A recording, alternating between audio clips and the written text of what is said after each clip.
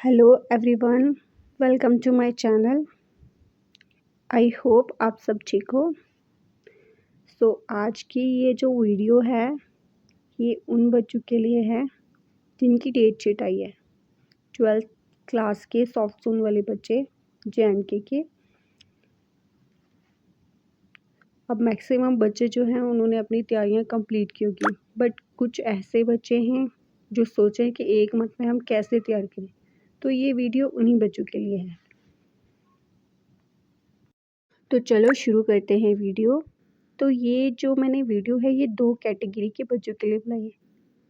First category में वो बच्चे आते हैं जिन्होंने अपनी तैयारी कंप्लीट की है, अब वो खाली रिवाइज करना चाहते हैं। तो चलो पहले हम उन्हीं बच्चों के लिए आपको टाइम टेबल दिखाती हूँ।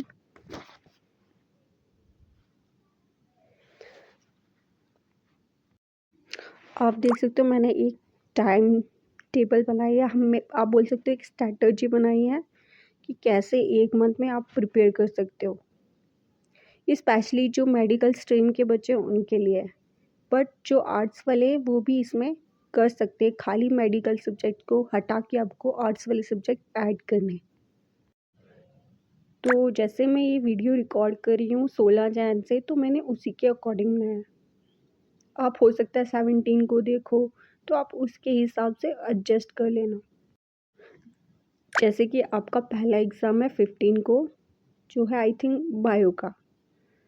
तो अगर हम 16 जैन से मारना स्टार्ट करें, 16 से लेकर 15 तक आपके पास पूरा एक मंथ है।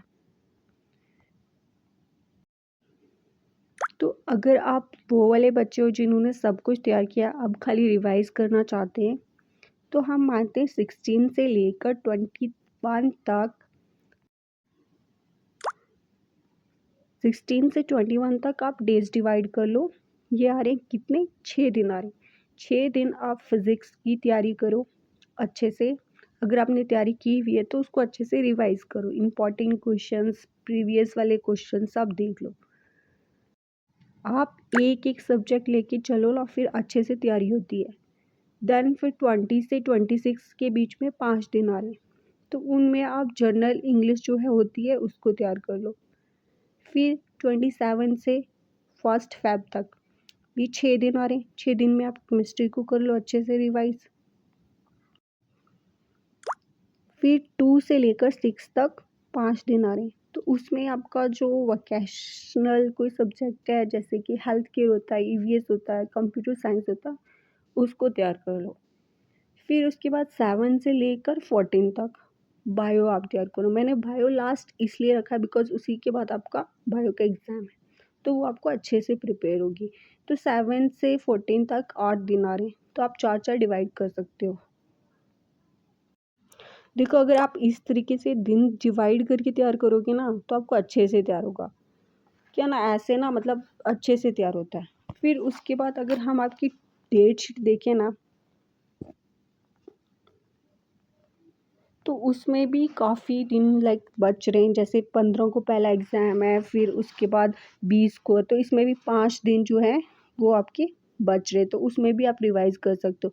फिर 20 से 24 को है आपका देन सेकंड केमिस्ट्री का, फिर उसमें भी 4 दिन बच रहे हैं। तो ऐसे आपकी अच्छी प्रिपरेशन हो सकती है और अच्छे से रिवाइज़ कर सकते हो। इस स्ट्रैटेजी से ना आप 90+ स्कोर करोगे, ठीक है? आप एक बार ट्राई करके ज़रूर देखना। चलो अब सेकंड कैटेगरी के बच्चों की बात करते हैं। ये वो वाले बच्चे हैं जिन्होंने अभी कुछ तैयार नहीं किया हुआ और वो सोचे कि हम एक मंथ में कैसे तैयार करें। तो ये उनके लिए, वो भी एक मंथ में अच्छे से प्रिपेयर कर सकते हैं और अच्छा स्कोर कर सकते हैं, ठीक है? 70 तक तो वो कर ही लेंगे। टाइम टेबल तो उन बच्चों के लिए भी सेम ही रहेगा जैसे पहली कैटेगरी के बच्चों के लिए था, बट इसमें क्या डिफरेंस है, उन्होंने पहले से पढ़ा हुआ होगा, तो वो खाली रिवाइज़ करेंगे। बट अगर आप सेकंड कैटेगरी के बच्चे हो जिन्होंने कुछ नहीं पढ़ा और वो एक मंथ में कंप्लीट करना चाहते हैं, वो भी कर सकते हैं, ठीक है? Everything is possible. तो आप भी ऐसे डिवाइड कर लो जैसे मैंने किया हुआ है। तो फ़र्क इतना है कि अगर आप जैसे फिज़िक्स ले रहे हो, ठीक है?